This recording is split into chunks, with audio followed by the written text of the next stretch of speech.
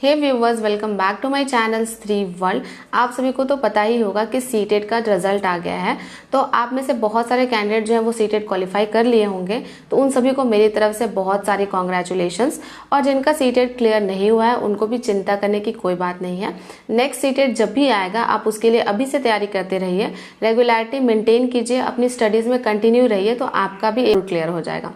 अब मैं बात करती हूँ कि कितने नंबर पर हम सीटेट पास होते हैं, क्योंकि कल मुझे बहुत सारे ऐसे कमेंट आ रहे थे जिसमें मेरे व्यूअर्स पूछ रही थी कि उनके इतने नंबर है और ये कैटेगरी है तो वो सीटेट पास हैं या नहीं है।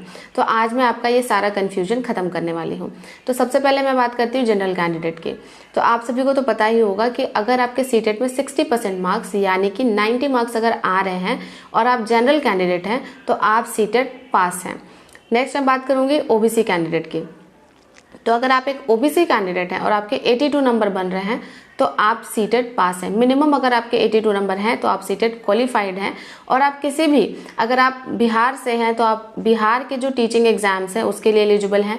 अगर आप यूपी से हैं और आप ओबीसी कैटेगरी से हैं और आपके 82 नंबर आए हैं तो यूपी में जितने भी टीचिंग एग्जाम्स होंगे आप उसके लिए भी एलिजिबल होंगे। लेकिन अगर मैं DSSB एग्जामिनेशंस की बात करूं तो उसके लिए ज़रूरी है ओबीसी कैंडिडेट को 90 नंबर लाना। तो इसीलिए अगर आपके 82 नंबर हैं और आप ओबीसी कैंडिडेट हैं तो आप DSSB के लिए एलिजिबल नहीं हैं। नेक्स्ट मैं बात करूंगी ST/SC कैंडिडेट की। तो अगर आप ST/SC कैंडिडेट हैं और आपके सीटेट में 82 मार्क्स आए हैं तो आप DSSB और स्टेट लेवल जो भी एग्जाम होता है उन सभी के लिए एलिजिबल हैं। अब मैं बात करती हूँ कि जिन्होंने सीटेट क्वालिफाई कर लिया है। तो जिन्होंने सीटेट क्वालिफाई कर लिया है और जिनका बीएड भी कंप्लीट है वो क्या कर सकते हैं।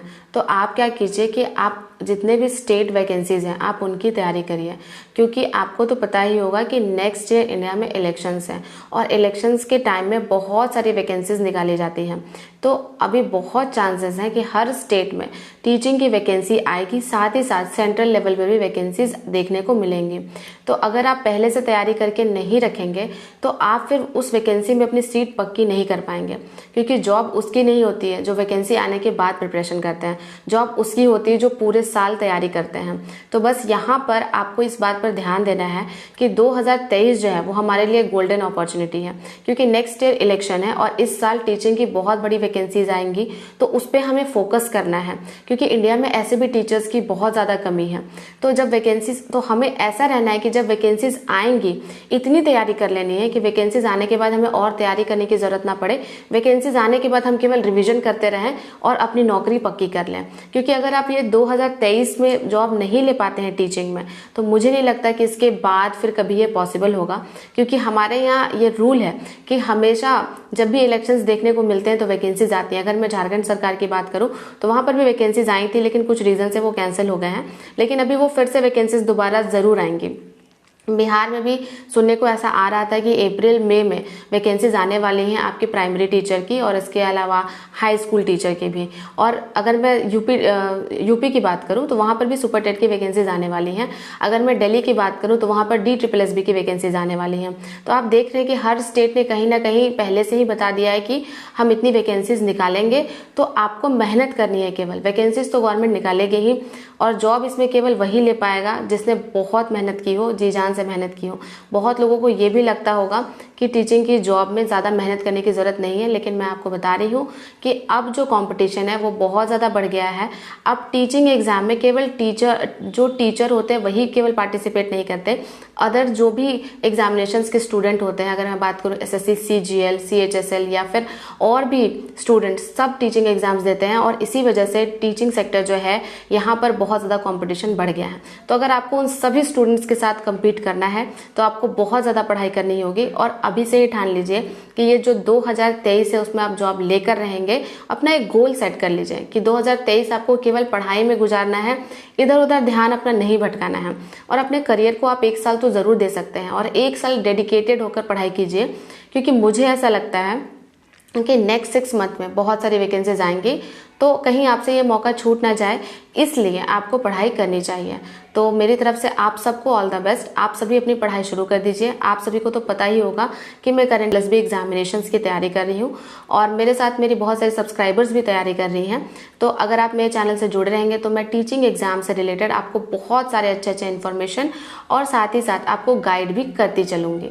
आप में से बहुत लोग पूछ रहे थे कि मेरी बहन के सीटेट में कितने नंबर थे, तो मैं आपको बता दूं कि मेरी बहन ने सीटेट का पेपर 2 दिया था। पेपर 2 के लिए वो अपेयर हुई थी, तो पेपर 2 में उसके 100 नंबर आए हैं, जो कि अपने आप में बहुत अच्छे हैं, क्योंकि जनरल कैंडिडेट के लिए केवल 90 मार्क्स की रिक्वायरमेंट होती है और ये पेपर क्वालिफाइंग है, तो उस हिसाब से मुझे 100 मार्क्स अच्छे लग रहे हैं। अब मैं आपको बताऊंगी कि मेरी DSSB की स्ट्रैटेजी क्या है या फिर कौन से बेसिक बुक्स को मैं फॉलो करने वाली हूं ताकि मैं इस एग्जाम को क्रैक कर सकूं। तो चलिए सबसे पहले मैं शुरुआत करती हूँ जनरल अवेयरनेस से।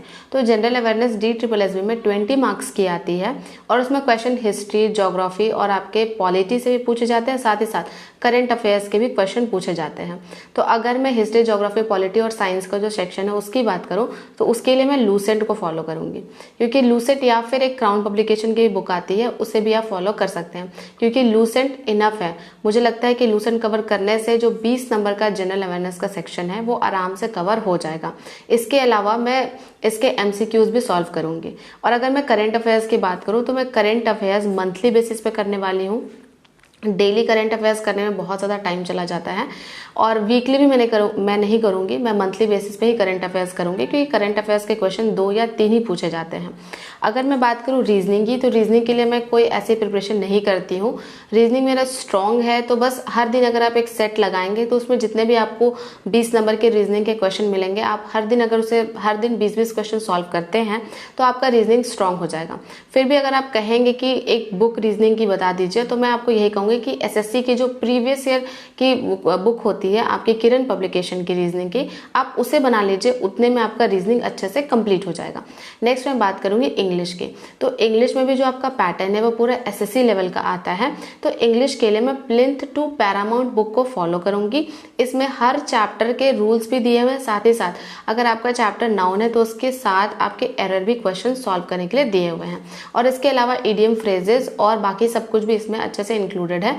तो इस बुक को मैंने KVS के लिए तो पढ़ा ही था, लेकिन अब मैं DSSB के लिए भी इसी बुक को फॉलो करूंगी।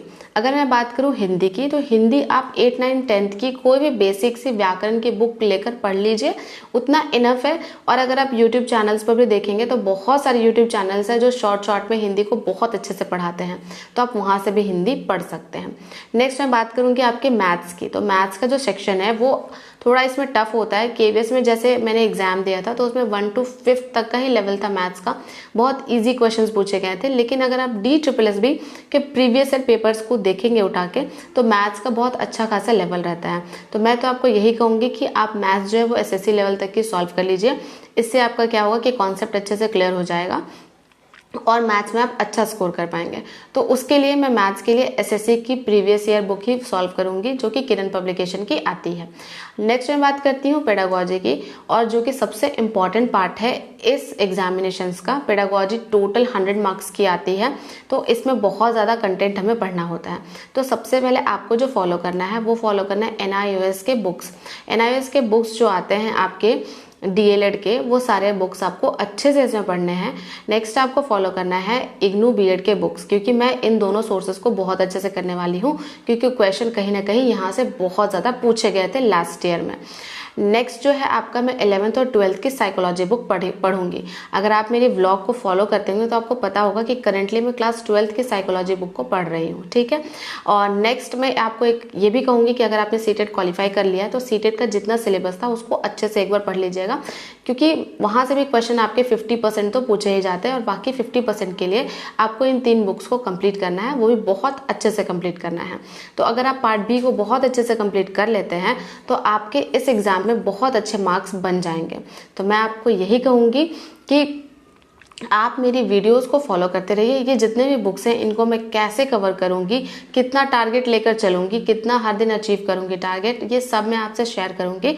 और आप देखिएगा कि जैसे मैंने KVS की तैयारी बहुत अच्छे से की थी और मैंने अपना एग्जाम भी अच्छा दिया है, वैसे ही DSSB के एग्जामिनेशन आते आते तक इस पूरे सिलेबस को मैं बहुत अच्छे से कंप्लीट कर लूंगी। और आप मेरे चैनल से जुड़े रहिएगा तो आपको भी कहीं ना कहीं आइडिया मिलेगा कि किस सब्जेक्ट को कैसे पढ़ना चाहिए। तो आज की वीडियो के लिए बस इतना ही। इसी तरह के वीडियोस के साथ मैं आपसे मिलती रहूंगी। आई होप आपको मेरी स्ट्रैटेजी समझ आ गई होगी। इसके अलावा भी आपके मन में कोई क्वेश्चन है तो मुझे कमेंट बॉक्स में लिख दीजिएगा। मैं आपके क्वेश्चंस के आंसर देने की कोशिश करूंगी। तो चलिए मिलते हैं नेक्स्ट वीडियो में।